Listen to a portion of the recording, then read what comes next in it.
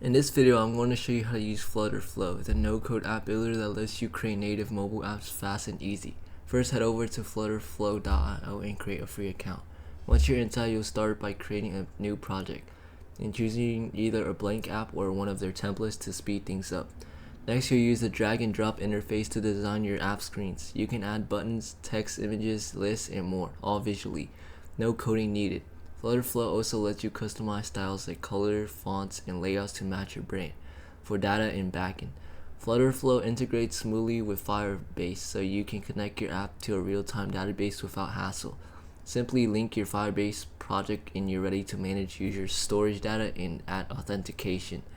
Once your design and data are set, you can preview your app live in the browser or on your mobile device to see how it looks when it works in real time.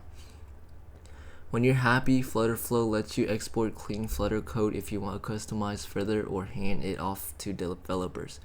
That's the quick way to get started with FlutterFlow and build beautiful functional mobile apps without writing much code. If you want more detailed tutorials or tips, let me know down below in the comments, and don't forget to subscribe and like.